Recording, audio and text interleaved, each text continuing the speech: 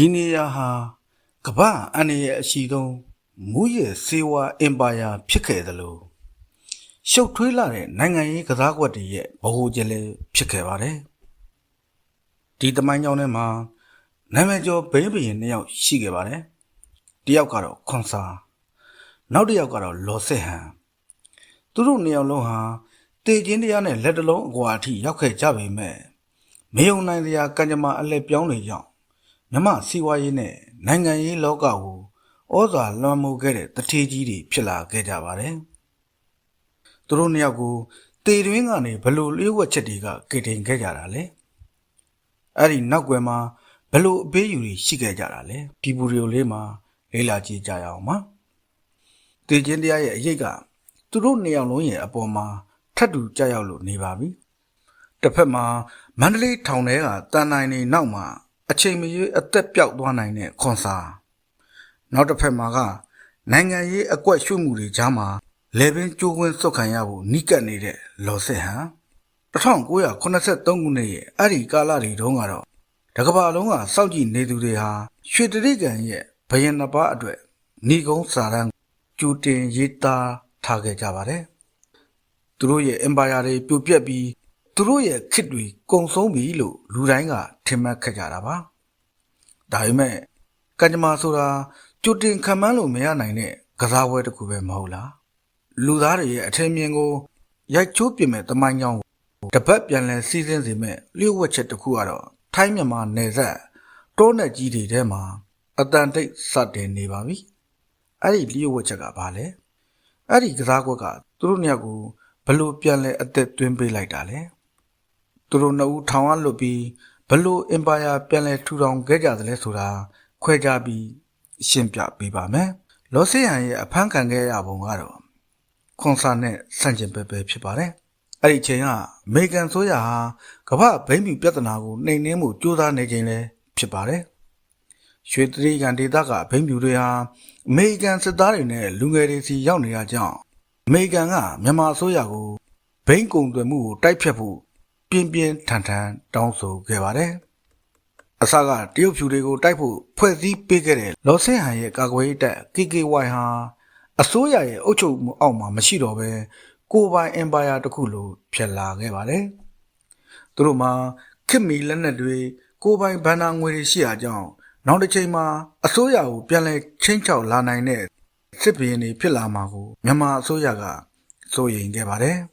နောက်တစ်ခုကဘိန်းကိုတကမ္ဘာလုံးကိုဖြန့်ဖြူးနေတဲ့အတွက်အမေရိကန်အစိုးရရဲ့ဖိအားကိုပြင်းပြင်းထန်ထန်ခံနေရတဲ့အတွက်မြန်မာအစိုးရဟာဆုံးဖြတ်ချက်တစ်ခုကိုချခဲ့ရပါတော့တယ် FW McQueen က The Politics of Heroin in Southeast Asia ဆိုတဲ့စာအုပ်ထဲမှာတော့မြန်မာအစိုးရသည်၎င်းတို့၏ကာကွယ်ရေးတပ် KKY များကဘိန်းကုန်သွယ်မှုတွင်ဗျောင်ကျကျပါဝင်နေခြင်းကိုနိုင်ငံတကာကသိရှိသွားပြီးနောက်တန်တမန်ရေးရာအကြက်တဲကိုဖြည့်ရှင်းနိုင်ရန်အတွက်၎င်းတပ်ဖွဲ့များကိုဖျက်သိမ်းရန်ဆုံးဖြတ်ခဲ့ခြင်းဖြစ်သည်လို့ဆိုပါတယ်1983ခုနှစ်မှာအစိုးရကမူဝါဒအသစ်တစ်ခုကိုချမှတ်လိုက်ပါတယ်အဲဒါကတော့ကာကွယ်ရေးတပ် KKY အားလုံးလက်နက်ဖြုတ်သိမ်းပြီးတပ်မတော်တဲကိုဝင်ခြင်းဝင်မဝင်ခြင်းရင်လက်နက်ချပြီးအယက်သားဘဝကိုပြန်နေရမယ်ဆိုတဲ့အမိန့်ပဲဖြစ်ပါတယ်1983ခုနှစ်ရွှေတရိကန်ဒေသရဲ့အလဲပြောင်းအကြီးမားဆုံးနှစ်တစ်နှစ်ပဲဖြစ်ပါတယ်မြန်မာအစိုးရကကာကွယ်ရေးတပ် KKY အဖွဲ့တွေကိုလက်နက်စစ်မှုအမိန့်ထုတ်လိုက်တဲ့အချိန်မှာဘိန်းဘရင်လို့နာမည်ကြီးတဲ့လော်စစ်ဟန်အတွက်ရွေးချယ်စရာလမ်းနှလမ်းပဲရှိပါတော့တယ်အမိန့်ကိုနာခံပြီးစီးစိမ်တွေကိုစွန့်လွတ်မလားဒါမှမဟုတ်အစိုးရကိုပြန်တိုက်မလားစီဝါရေးနဲ့အာဏာကိုလက်မလွတ်နိုင်တဲ့လော်စစ်ဟန်ကတော့ဒုတိယလမ်းစဉ်ကိုပဲရွေးချယ်သွားခဲ့ပါတယ်သူဟာထိုင်းနယ်စပ်ကိုဆုတ်ခွာရင်းအရင်ကရံဖယ်ဟောင်းတွေဖြစ်ခဲ့တဲ့ရှမ်းပြည်တပ်မတော် SSA နဲ့လက်တွဲဖို့ကြိုးစားခဲ့ပါတယ်လော်ဆက်ဟန်နဲ့ခွန်ဆာရဲ့ကြံနေခဲ့တဲ့လွယ်မော်တပ်တွေဟာရှမ်းပြည်နယ်တောထဲမှာတိတ်ဆိတ်ပူပေါင်းမိသွားကြပါတယ်ခွန်ဆာရဲ့တပ်ဖွဲ့ဝင်တွေကတောင်ကြီးမှာဖမ်းဆီးထားတဲ့ရုရှားဆရာဝန်2ဦးကိုလော်ဆက်ဟန်ကနေတစ်ဆင့် SSA နာမည်တွေကိုခေါ်သွားခဲ့တာပဲဖြစ်ပါတယ်လော်ဆက်ဟန်ကဒီပြန်ပေးဆွဲမှုကိုဓာတ်ရိုက်စိတ်ခိုင်းရမဟုတ်ပေမဲ့ ပြန်ပေးသမားတွေကိုသူ့နယ်မြေထဲမှာခိုလုံခွင့်ပေးထားပြီးနိုင်ငံတကာနဲ့ညှိနှိုင်းတဲ့နေရာမှာကြားခံလူအဖြစ်ပါဝင်ခဲ့ပါတယ်။ဒီကိစ္စကြောင့်တစ်ကမ္ဘာလုံးဟိုးဟိုးကြော်သွားခဲ့ပါတယ်။ရုရှားလို့ခေါ်တဲ့ဆိုဗီယက်နိုင်ငံကသူတို့နိုင်ငံသားတွေအဖမ်းခံရတာကိုဒေါသထွက်ပြီးဦးနေဝင်းအစိုးရကိုပြင်းပြင်းထန်ထန်ဖိအားပေးပါတယ်။ခင်ဗျားတို့တိုင်းပြည်ထဲမှာဖြစ်တာခင်ဗျားတို့တာဝန်ယူရမယ်ဆိုပြီးပြောလာခဲ့ပါတယ်။ဦးနေဝင်းအစိုးရလည်းအကြက်ရိုက်သွားပြီးရာဇဝတ်သားခွန်စာကိုလွတ်ပေးရမလားရုရှားနဲ့အဆက်အသွယ်ပြတ်ရမလားဆိုတာရွေးချယ်ရပါတော့တယ်။ဒီပွဲမှာဟီးရိုးလုတ်သွားတာကတော့ထိုင်းဗိုလ်ချုပ်ခရိန်းဆက်ပဲဖြစ်ပါတယ်။သူကခွန်စာရဲ့တက်တွေရောလောဆစ်ဟန်နဲ့ပါအဆက်အသွယ်ရှိနေသူပဲဖြစ်ပါတယ်။သူကလူချင်းလဲလှယ်ရေးကိုထိုင်းနိုင်ငံမှာလုပ်ဖို့ဂျားဝင်ညှိနှိုင်းပေးခဲ့ပါတယ်။နောက်ဆုံးမှာတော့ခွန်စာကို1984ခုနှစ်မှာအကျယ်ကျုံးနဲ့လွတ်ပေးလိုက်ရပြီးရုရှားဆရာဝန်2ဦးဟာလည်းထိုင်းနိုင်ငံတစ်ဆက်ပြန်လည်လွတ်မြောက်လာခဲ့ပါတယ်။လောဆယ်ဟန်ကတော့ဒီကစားပွဲကနေ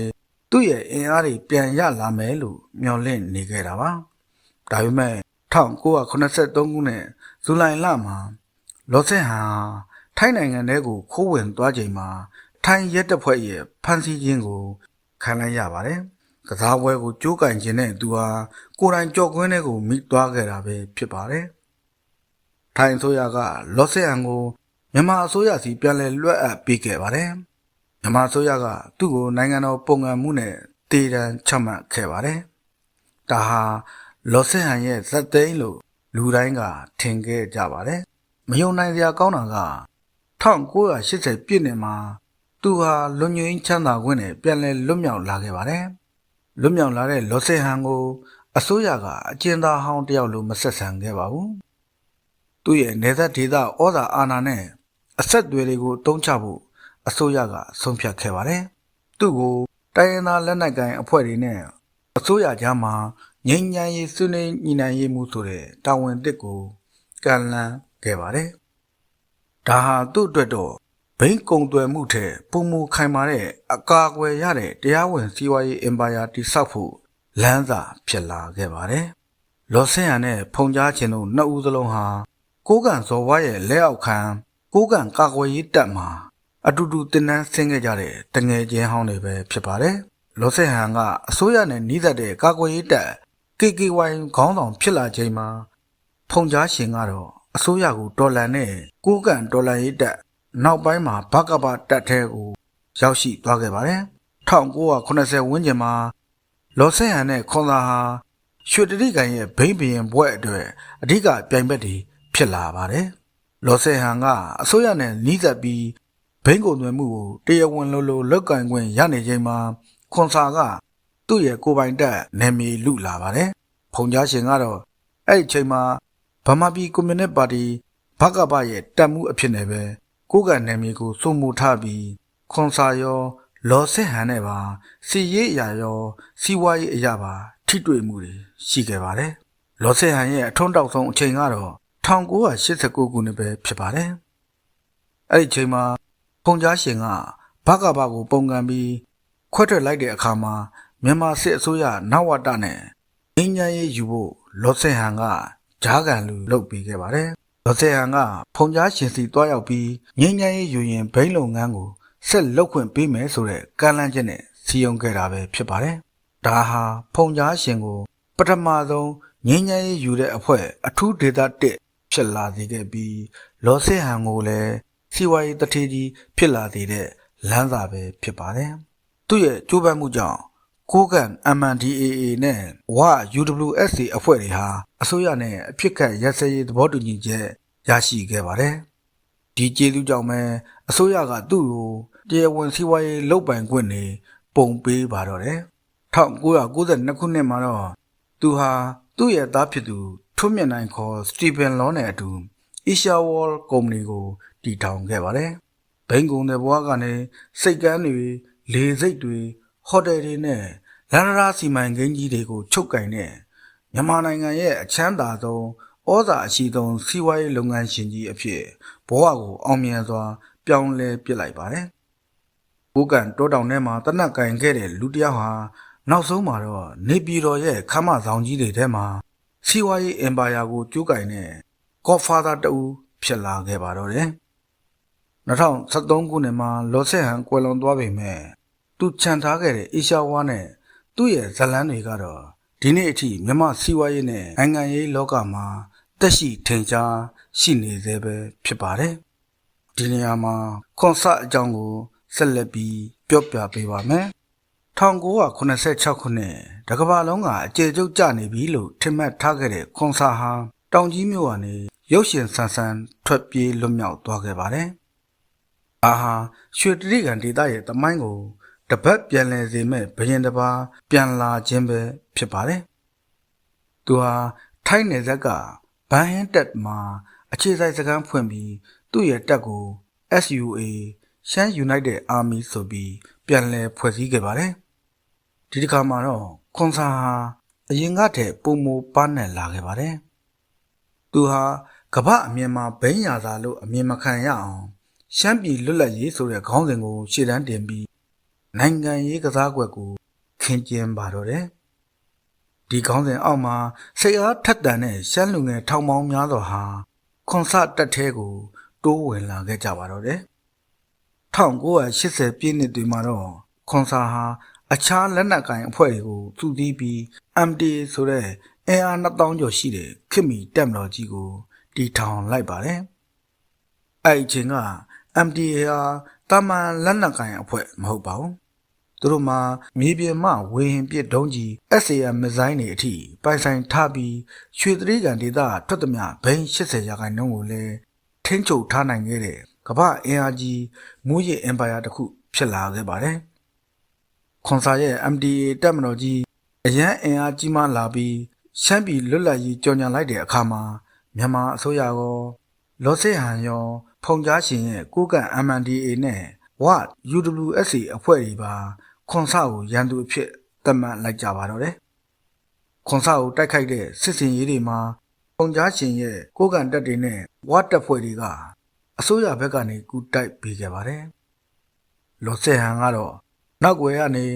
ထောက်ပံ့ပို့ဆောင်ရေးနဲ့အကြံပေးကဏ္ဍတွေမှာပါဝင်ခဲ့ပါတယ်ခွန်ဆာအားနည်းသွားရတဲ့အကြောင်းရင်းတစ်ခုကလော်စစ်ဟန်နဲ့ဖုန်ကြားရှင်တို့ရဲ့မဟာမိတ်အဖွဲ့တွေကြောင့်လည်းပါခဲ့ပါတယ်ဒါပေမဲ့1996ခုနှစ်မှာတော့တကမ္ဘာလုံးကိုအံ့အားသင့်စေမဲ့သတင်းတစ်ခုထွက်ပေါ်လာခဲ့ပါတယ်အင်အားအကြီးဆုံးဖြစ်နေတဲ့ခွန်ဆာဟာမြန်မာအစိုးရစီကိုလက်နက်ချလိုက်တာပဲဖြစ်ပါတယ်ဒါဟာစစ်ရှုံးလို့လားမဟုတ်ပါဘူးသူ့ရဲ့အင်ပါယာကြီးပြိုလဲသွားရတဲ့နောက်ွယ်မှာတော့ညက်ပူးညက်ပိတ်ဖိအားအချက်၄ချက်ရှိနေခဲ့ပါတယ်ပထမဆုံးနဲ့အဓိကအချက်ကတော့လူမျိုးရေးအကွဲပြဲပဲဖြစ်ပါတယ်ခွန်ဆာကရှမ်းပြည်လွတ်မြောက်ရေးလို့အမည်တက်ထားပေမဲ့ MTA ရဲ့ထိပ်ပိုင်းခေါင်းဆောင်တွေကတရုတ်နွယ်ဘွားတွေဖြစ်နေကြပါတယ်ဒါကိုမကျေနပ်တဲ့ရှမ်းတပ်မှုတွေကခွန်ဆာဟာရှမ်းပြည်ကိုအုံချပြီးဘိန်းရောင်းစားနေတာပဲလို့မြင်လာကြပါတယ်1995မှာတော့နာမည်ကျော်တပ်မှုရွက်စစ်ဦးဆောင်တဲ့တပ်သားထောင်ပေါင်းများစွာဟာခွန်ဆာကိုသစ္စာဖောက်ပြီးခွဲထွက်သွားခဲ့ပါတယ်ဒါဟာခွန်ဆာအတွက်တော့လက်မောင်းတစ်ဖက်အဖြတ်ခံလိုက်ရတယ်လို့ပဲဖြစ်ပါတယ်ဒုတိယအချက်ကတော့နိုင်ငံတကာဖိအားပဲဖြစ်ပါတယ်အမေရိကန်ဆိုရကခွန်ဆာကိုအသေးဖြစ်ဖြစ်အရှင်ဖြစ်ဖြစ်ဖန်ဆီးနိုင်မယ်ဆိုရင်ဒေါ်လာ2သန်းထိစုထုတ်ခဲ့ပါတယ်ဒါလည်းမကပဲ Operation Tiger Trap လို့ခေါ်တဲ့စစ်စင်ရေးနဲ့ခွန်ဆာရဲ့ဘိန်းလန်းချောင်းတွေကိုပိတ်ဆို့ဖြိုခွင်းလိုက်ပါတယ်ခွန်ဆာဟာထိုင်းနယ်စပ်မှာဆက်နေရင်အမေရိကန်စီအဖမ်းခံရနိုင်ကြီးရှိနေရကြောင်းသူ့အတွက်ဘေးကင်းရာကိုရှာရပါတော့တယ်တတိယအချက်ကတော့မြန်မာတပ်မတော်ရဲ့ဖြတ်လေးဖြတ်စနစ်ပဲဖြစ်ပါတယ်အစိုးရတပ်တွေဟာခွန်ဆာနယ်မြေတွေကိုဝိုင်းထားရုံနဲ့မကပဲခွန်ဆာစီကခွဲထွက်သွားခဲ့တဲ့အဖွဲ့တွေကိုငြိမ်းချမ်းရေးပေးပြီးခွန်ဆာကိုပြန်တိုက်ခိုင်းခဲ့ပါတယ်ခွန်ဆာဟာရန်သူပတ်လည်ဝိုင်းနေပြီးရိတ်ခါနဲ့လက်နဲ့လမ်းကြောင်းတွေလုံးဝပိတ်ဆို့ခံလိုက်ရပါတော့တယ်နောက်ဆုံးနဲ့အရေးကြီးဆုံးချက်ကတော့ခွန်ဆာရဲ့ပါးနတ်တဲ့အပေးယူပဲဖြစ်ပါတယ်သူဟာအမေရိကန်စီအဖမ်းခံရပြီးတစ်သက်လုံးထောင်နှန်းဆိုင်ရမယ်အစားမြန်မာအစိုးရနဲ့လျှို့ဝှက်စေ့စပ်ခဲ့ပါတယ်အစိုးရကခွန်ဆာကို အမေရိကန်လက်ထက်လွှဲမပေးဘူးလို့အာမခံခဲ့ပြီးအပြန်အလှန်နေနဲ့ခွန်ဆာက MDA တပ်ကိုအစိုးရစီလက်နက်အပ်ရပါတယ်။အန်ဟောစရာကောင်းတာကသူနဲ့အတူပါလာတဲ့ဘင်းရတဲ့ငွေတွေကိုအစိုးရကတိမ့်မဲ့အစားရန်ကုန်မှာတရားဝင်စီးပွားရေးလုပ်ငန်းတွေဟိုတယ်တည်ယူပို့ဆောင်ရေးတွေမှာရင်းနှီးမြှုပ်နှံခွင့်ပေးခဲ့ပါတယ်။ဒါကြောင့်လဲခွန်ဆာဘွားရဲ့နောက်ဆုံးအချိန်တွေကိုရန်ကုန်မြို့ဟာကန်တော်ကြီးဆောင်မှာဇိမ်ခံအိမ်ကြီးထဲမှာတထေးကြီးတဦးအဖြစ်အေးဆေးဆေးဖြတ်တန်းသွားနိုင်ခဲ့ပါတယ်။အစိုးရစီလက်နက်ချပြီးရန်ကုန်မှာပဲအေးဆေးစွာနေထိုင်ရင်း2009ခုနှစ်မှာကွယ်လွန်ခဲ့ပါတယ်။လော်ဆက်ရနဲ့ခွန်ဆာဟာရန်ကုန်မှာအိမ်နီးချင်းတွေလိုဖြစ်ခဲ့ပြီးပွဲလန်းသဘင်တွေမှာပြန်လည်တွေ့ဆုံကြတယ်လို့ဆိုကြပါတယ်။ဖုန်ကြားရှင်ကတော့2009ခုနှစ်မှာအစိုးရနဲ့ပြန်တိုက်ရပြီးဒေါခိုသွားခဲ့ပါတယ်။2020ကျမှ